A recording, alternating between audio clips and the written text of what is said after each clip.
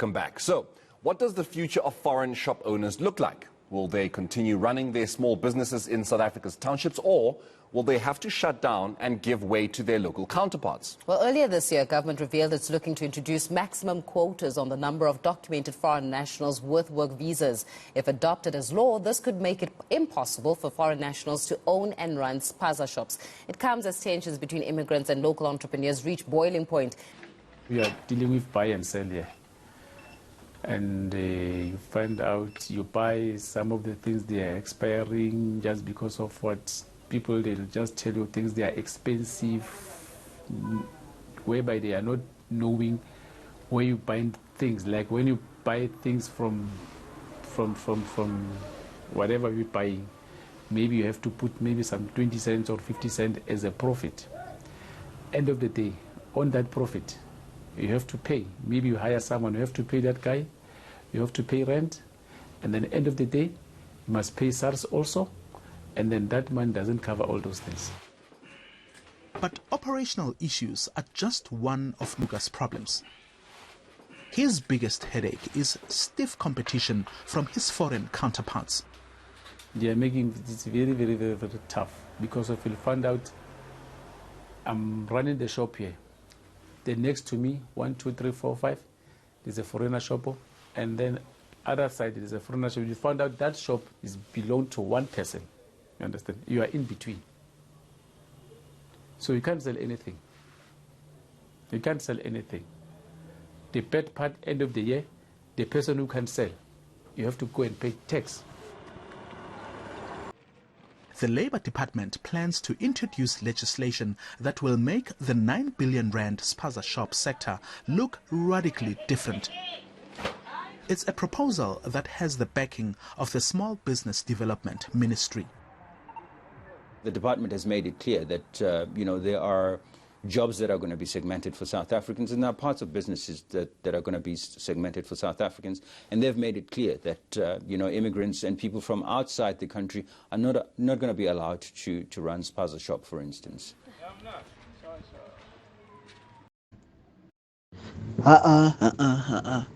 Why do these guys want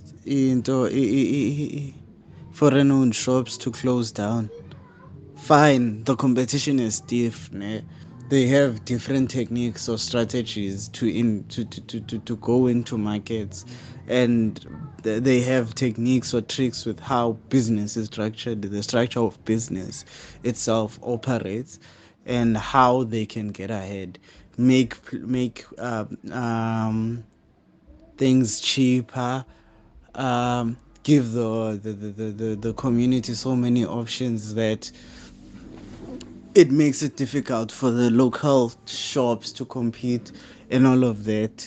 Crowdfunding, coming together as different people to fund different shops in different areas, and then use funds from the succeeding areas to supplement the areas that are failing. My question is, why don't South Africans just do the same? Why do they need Big Daddy government to come in and protect them? Are we that weak of a nation? I just need to know.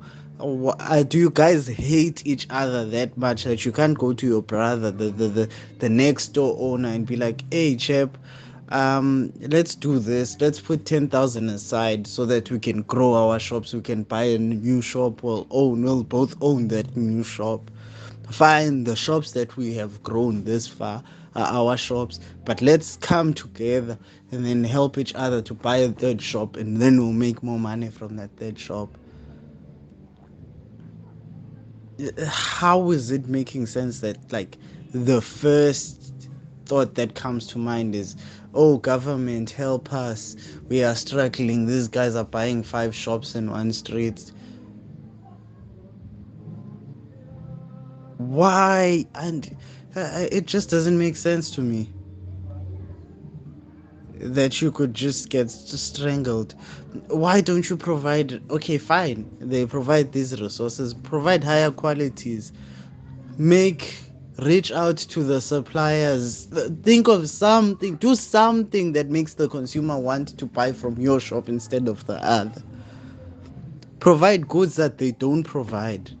Provide so much variety that if they tried to provide as much variety as you, that go under as their 10 shops. Just do something that makes the consumer see you in a more favorable light. Provide the services, install an ATM at your shop. Do something rather than, no, I don't want to change, so the world must change for me. Because that's what you're doing now when you're relying on government to enact legislation just so you can stay in the same bubble and then produce the same amount of money. And then who gets hurt? It's the consumers, it's the people living their everyday lives in the area. Because now, okay, fine, the foreign owned shops provide those goods, or they provide more goods. By you kicking them out, you stay there with your spaza shop that only has the only fruit, the only vegetables it has is like tomatoes and onions. And then we have people who've never tasted parsley, who don't know what parsley is, who don't have, who only get spinach once in a lifetime, who don't get cabbages, who don't. Now the economy is not diversifying naturally. The government is basically cutting South Africa's leg just to keep an industry happy. Why I'd like to ask the business sector, why would you request the government to do that, and the government does it? And the government, fine, the agency, it makes the political, a political decision like this. Okay, fine, they're voters. I get why the government would do it, because it seems like it's a battle between spaza shop owners and foreign nationals, and foreign nationals don't vote. So I'm going to support the South Africans who are essentially xenophobic. If you're okay, I'm not going to say South Africans are xenophobic for wanting to, because we're just simply unaware. Most of us are simply unaware of these things that are happening and how they will affect us in our daily lives. So the like everyone else, you're going to side with, if you're presented a situation, you're going to side with the person who seems more closer to you. But then when you actually think about it, no, foreign owned shops that provide goods and services to a lot of rural areas where there aren't even any spaza shops own, there aren't even any spaza shops. Like there's places whereby there aren't spaza shops because people are busy worried about witchcraft. I've worked in a place whereby, or if I have a spaza shop and I become successful, people are going to bewitch me. Fine, the foreign national comes in, they provide the goods and services to that place. Now you're going to cut off the food supply from that area just because you want to keep a business owner from the township from thinking, oh man, maybe I should innovate, maybe I should provide goods and services and make the people happier. I know it's selfish of me as a consumer that I'm not looking at it as a business owner, but I think the other side needs to be presented, because now it seems like in the conversation it's just foreign nationals, and then like for the foreign, not foreign nationals, foreign national owned shops and South African owned shops. But it's not that. Like, shops provide essential goods to consumers. There's some people who come back from work late, who work late hours, and if a local shop closes at 7 or 6, fine, that's you, that's your decision, that's how you choose to run your business, and that's your business model. But if someone else chooses to open up at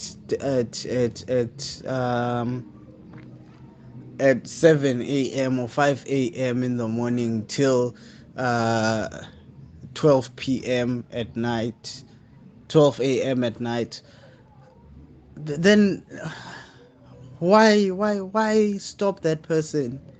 I just don't get it. Why would you? Yeah. Innovate. Do not cripple South Africa. Then next thing people are complaining, hey, things are getting worse. Hey, the South Africa sucks now because of the ANC. I have to pay 40 rands to go to town to buy food, just to buy a bottle of milk. What.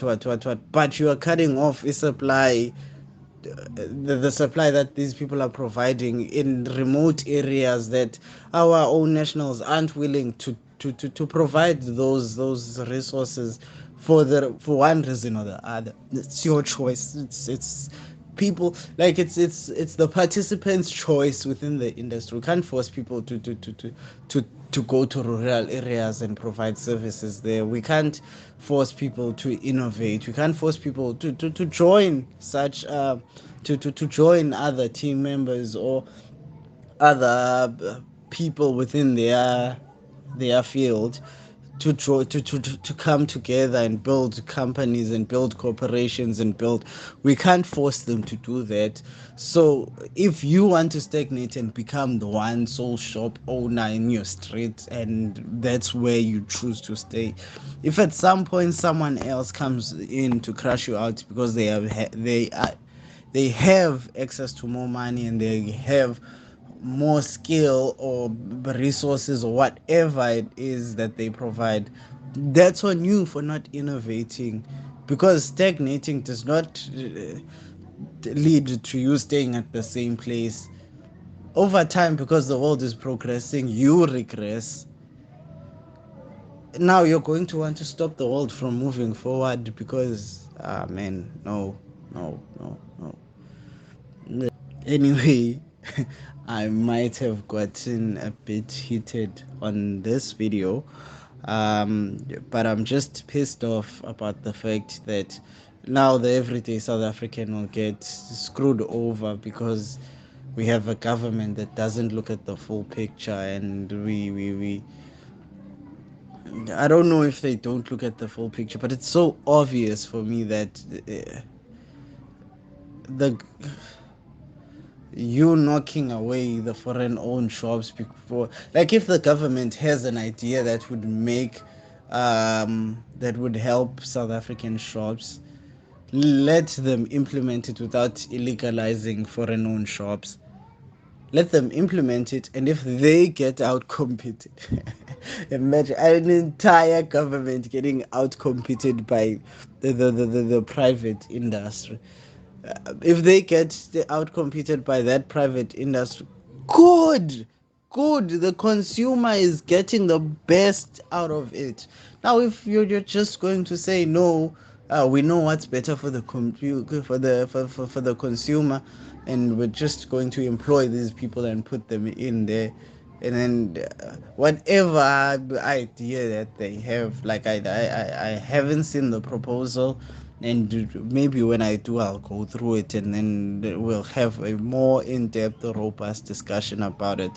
But for now, whatever idea that they have, if it's better, let it go into the sector, and then let it compete with the existing model, and let it win. Let the people get the best. Let the people get, and because now you're putting in